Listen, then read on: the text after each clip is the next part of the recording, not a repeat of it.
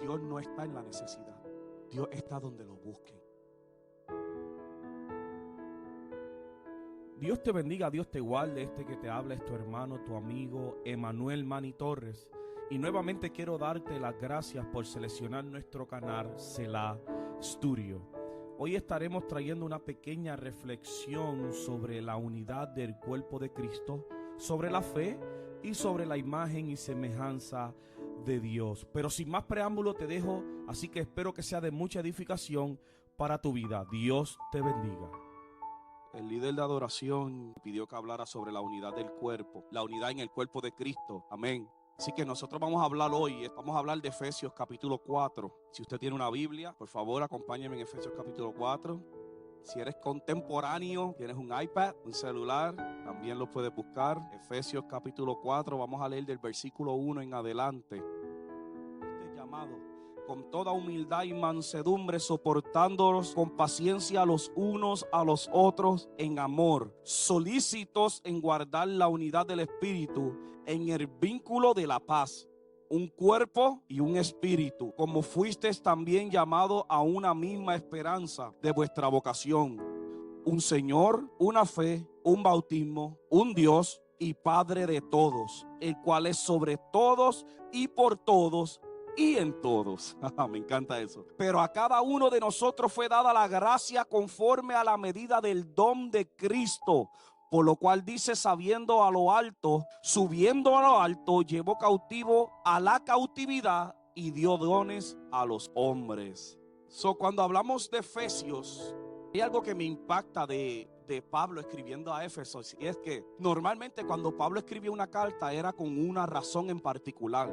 Cuando tú ves los Corintios, habla de una razón en específico. Cuando tú ves las diferentes cartas que Pablo envía, siempre era con un propósito, o para que se reafirmen o para alentarlos. Pero en Éfesos no vemos una razón mala por la cual Pablo le escribió a los Éfesos. Lo que sí vemos son dos partes en esta carta. Efesios solo tiene 7 capítulos, es un libro bien corto. ¿Cuántos han leído Efesios antes? Amén. A mí me encanta Efesios. De hecho, ahí está mi capítulo y mi versículo favorito, que es Efesios 6:10, la armadura de Dios. Pablo divide Efesios del capítulo 1 al capítulo 3 enseñando doctrina. Él lo que enseña es pura doctrina. Pero del capítulo 4 al capítulo 7 me encanta, porque Pablo comienza a darte consejos y a iluminarte sobre qué debes de hacer para agradar al Señor, para tener una fe única y sobre todo para ser un solo cuerpo en Cristo Jesús. Y esto me gusta. Del capítulo 4 en el capítulo 6, como ya les dije, Pablo comienza a darte consejos no solamente de la fe, sino de la unidad. Y en el capítulo 6 de cómo batallar las guerras del enemigo. ¿Por qué? Porque cuando nosotros comenzamos a tener una unidad en Cristo, cuando comenzamos a ejercer la fe, eventualmente el enemigo se va a levantar. Tengo que decirte algo por si no lo sabías. Desde que tú aceptaste al Señor como tu único y tu exclusivo Salvador, el simplemente hecho de que Él te mire y vea el rostro de Cristo, eres una amenaza para Él. Ahora, en el capítulo 4, Pablo se enfoca en dos palabras que a mí me gustan y yo voy a enfatizar en esas dos. Pablo se enfoca, número 1, en la unidad y número 2, en el crecimiento. Y esto está bien brutal. ¿Por qué? Estos dos conceptos no se pueden separar. ¿Por qué yo te digo que estos dos conceptos no se pueden separar? Porque sin unidad no hay crecimiento. Si no hay crecimiento, no hay una evidencia de la unidad. Entonces, la unidad no es simplemente un acto que nosotros hacemos para tener un crecimiento, sino que la unidad es el fruto del crecimiento. Sin unidad no hay crecimiento, pero sin crecimiento no hay fruto, que es la unidad. Ahora, hay dos diferentes clases de unidad y yo me voy a enfocar un poquito en la unidad en el espíritu. Escucha esto, y si tienes para anotar, escríbelo, porque esto está brutal. La unidad no se produce persiguiendo la unidad. Lo voy a repetir.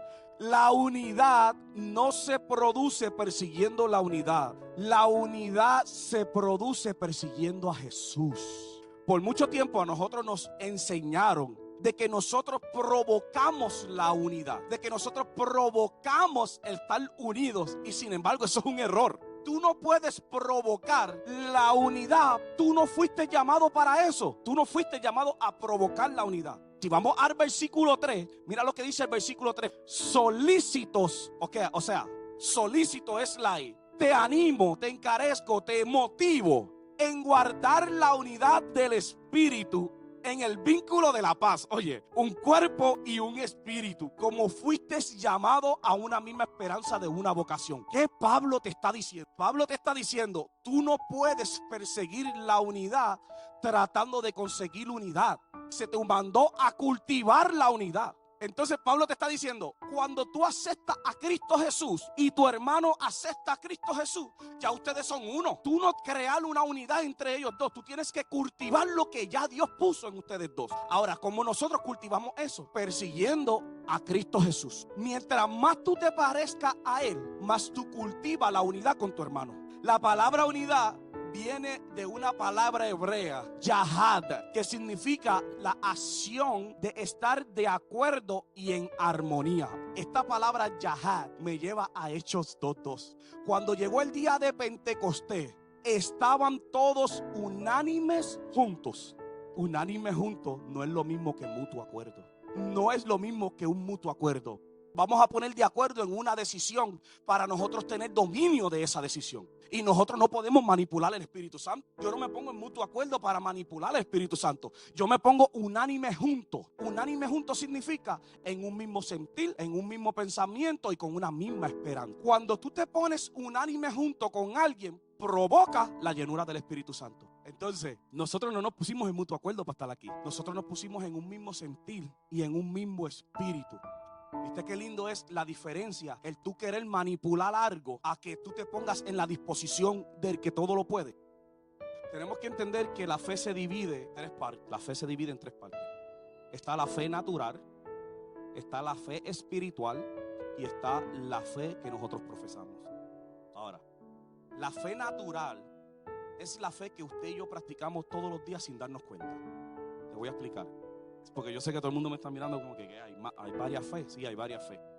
La fe natural es la que tú te montas en el carro y tú tienes fe de que vas a llegar a tu casa. Tú no lo dices de esa forma, pero tú tienes la esperanza y tú tienes la seguridad de que tú vas a llegar a tu casa. Y tú llamas a tu esposa, tú llamas a tu novia, tú llamas a tu mamá y le dices, mira, ya voy de camino, llego como en 10 minutos.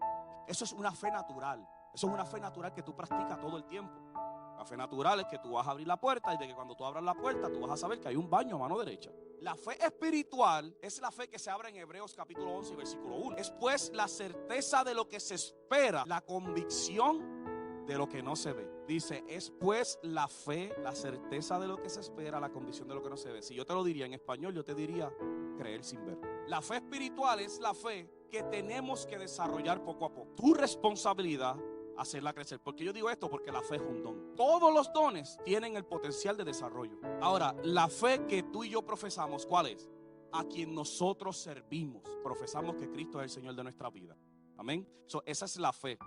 ¿Cuáles son los 4 elementos que nosotros tenemos que tener para tener una unidad en Cristo Jesús? Número 1, la oración. El segundo elemento es la lectura de la palabra.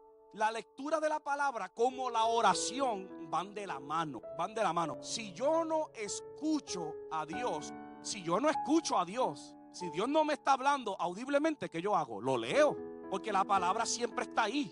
Ahora, la oración y la lectura de la palabra es esencial en los dos. ¿Por qué? Porque no puedes tener mucha oración y poca palabra.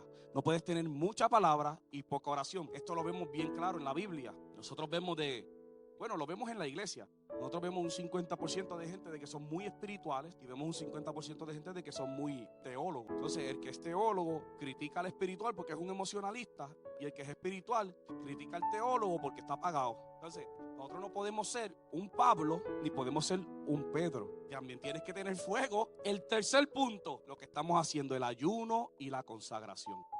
El ayuno y la consagración es lo que va a hacer que tú te pegues al cuerpo de Cristo. Literal. Es lo que va a hacer que como una lámpara tú te pegas al cuerpo de Cristo. ¿Por qué? Porque el ayuno y la consagración hace que mengues a ti. Entonces, eso es algo bien importante. ¿Por qué? Porque muchas de las veces nosotros no nos adaptamos al cuerpo de Cristo porque miramos el yo y no el cómo podemos servir. Dice la Biblia que Jesucristo, enseñándole a los discípulos, le dijo, si uno de ustedes quiere ser grande, tiene que aprender a ser un servidor aquí.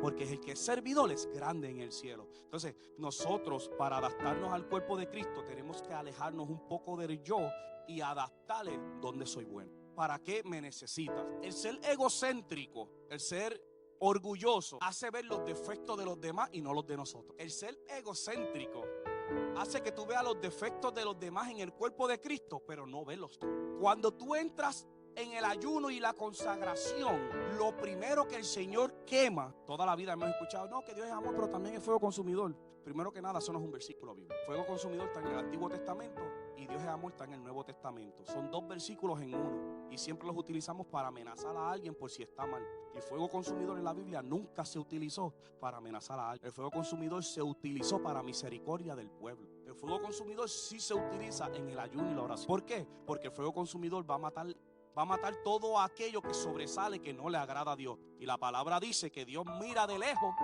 y de cerca al humilde. Dice que a un corazón contristo y humillado Él no lo rechaza, pero un corazón contristo y humillado no tiene orgullo. Tú puedes humillarte con orgullo. El orgullo no te deja humillarte.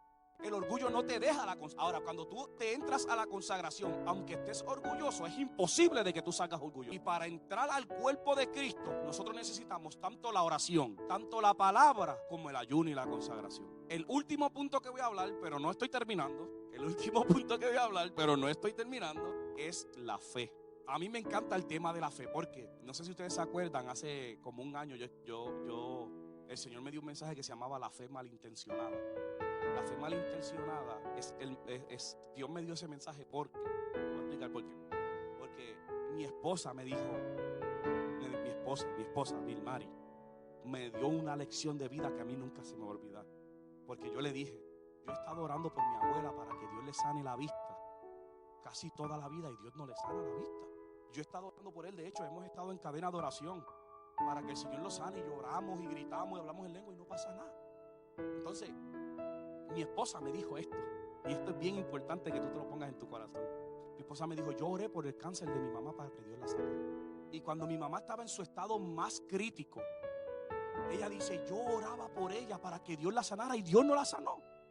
¿Sabes por qué Dios no la sanó? Porque Dios estaba mirando la fe a mi favor y no a favor de la persona necesitada. Yo estaba orando para dejar de sufrir porque mi mamá estaba en una cama, pero yo no estaba pensando en ella que estaba sufriendo. Mira cómo nosotros utilizamos la fe malintencionada. Nosotros a veces oramos por un milagro pensando en nuestra necesidad, no en la del enfermo. Y nosotros pensamos, no, porque Dios lo va a sanar porque tengo fe. Tienes fe por ti, tienes fe para suplir tu necesidad, no la de esa persona. Mira la enseñanza que yo aprendí ese día. Ahora, y nosotros pensamos que porque yo tengo fe, Dios tiene que hacerlo. ¿Quién dijo eso?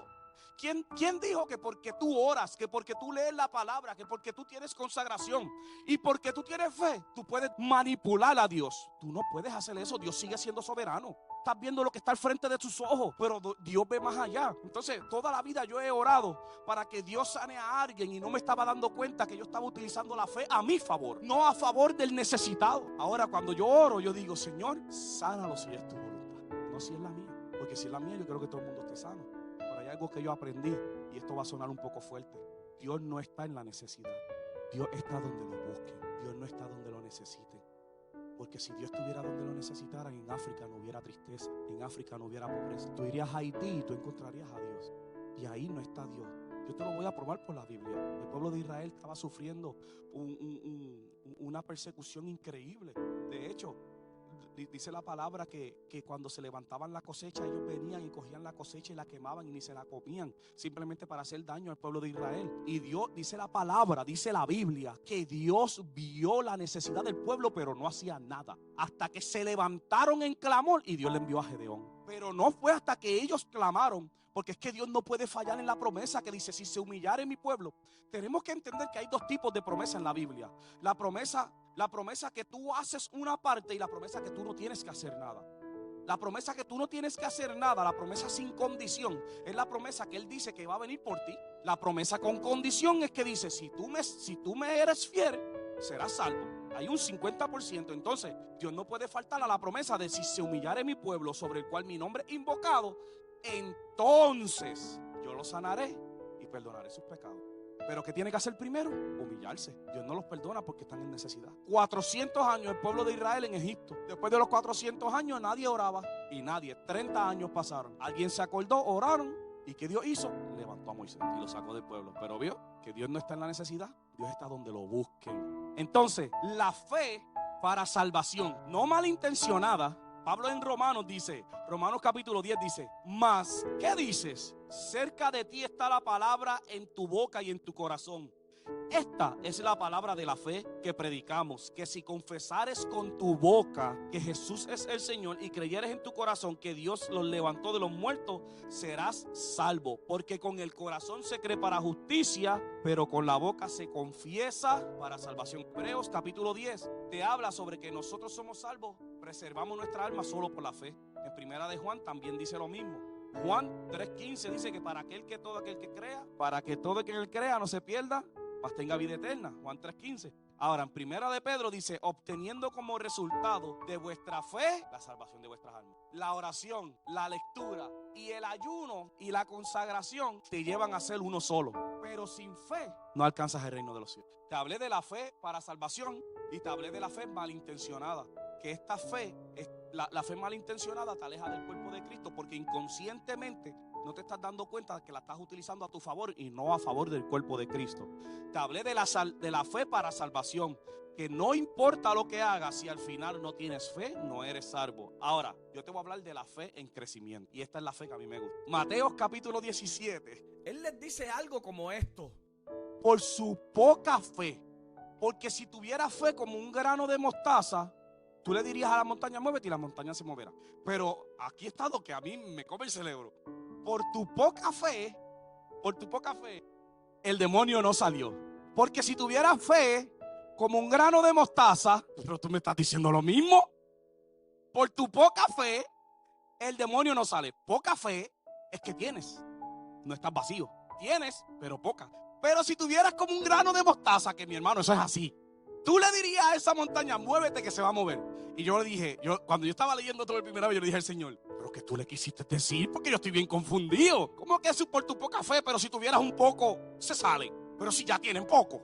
Entonces, el Señor me llevó a Mateo capítulo 13, 31 y dice, otra parábola se refirió diciendo, oye esto, el reino de los cielos es semejante a un grano de mostaza que un hombre tomó y sembró en su campo, el cual a la verdad es el más pequeña de todas las semillas, pero cuando ha crecido es el mayor de las hortalizas y se hace árbol de tal manera que vienen las aves del cielo y hacen nido en su rama. Oh, espérate.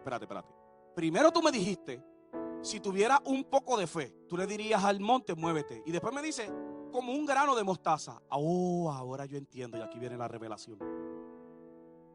En ningún momento el Señor les dijo, si tuvieras un poco de fe del tamaño de un grano de mostaza, tú le dirías a la montaña, muévete y se va a mover. El Señor nunca dijo eso, aunque se escucha que le dijo eso.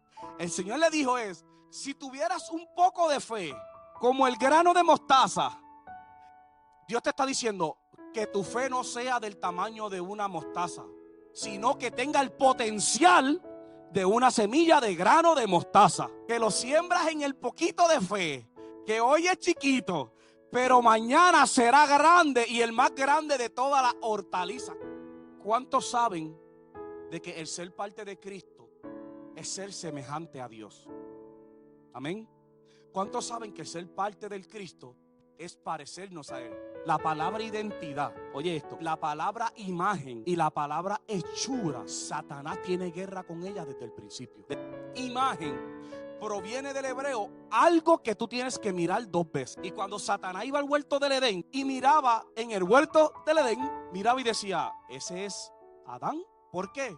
Porque la imagen era semejante a Dios. Ahora, Satanás tiene una envidia por esto y él persigue esta imagen. Cuando tú fuiste bañado con la sangre de Cristo, automáticamente tú adoptaste la imagen. Ahora tú te pareces a Cristo. Nuestro deber es mantener esa imagen, lo que les enseñé al principio. Nuestro deber no es hacer la imagen, es mantener la imagen. No es hacer la unidad, es mantener la unidad. Mira esto, yo estaba escuchando la historia de un hombre que maneja camión.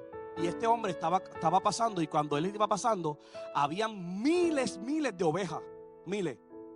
Y en el medio de las miles de ovejas había un pastor. Y el camionero se acordó de que la mamá siempre le decía, oh, la sangre del cordero que te cubra, la sangre del cordero que vaya contigo. Y el camionero, siempre decía, ¿qué será que significa eso? Pues el camionero vio la oportunidad y cuando pasó por al lado del pastor de ovejas le dijo, hey, le dice, ¿te puedo hacer una pregunta? Y le dice, claro que sí. ¿Qué poder tiene la sangre de un cordero o de una oveja? Y el pastor de ovejas se comenzó a reír y le dijo, ok, te voy a explicar. En el invierno, cuando las madres tienen a sus bebés, a veces el bebé se muere la mamá por estar muy débil. Pero mira, cuando a una mamá se le muere el bebé y a otro bebé se le muere la mamá, ese pastor no puede poner el bebé en donde la madre para que le dé leche, porque la oveja no le da. Porque ellos no alimentan a una persona que no sea parte de su sangre. ¿Tú sabes qué hace el pastor? El pastor coge el bebé muerto y coge el bebé vivo, le corta la sangre y se la tiran dentro del bebé vivo. Se la echa encima. Y cuando la madre viene y huele al que no es su hijo, como huele la sangre de su hijo muerto, dice, oh, ok, este es mi hijo. Y lo adopta. ¿No fue eso lo que hizo Cristo en la cruz del Calvario por nosotros? Que nosotros, siendo inmerecedores, el Maestro derramó su sangre en la cruz del Calvario. Y ahora, cuando el Padre nos ve desde el cielo, dice, Él es hijo mío por medio de la sangre de Jesucristo. Gloria el nombre del Señor. Dios te bendiga, Dios te guarde. Hasta la próxima.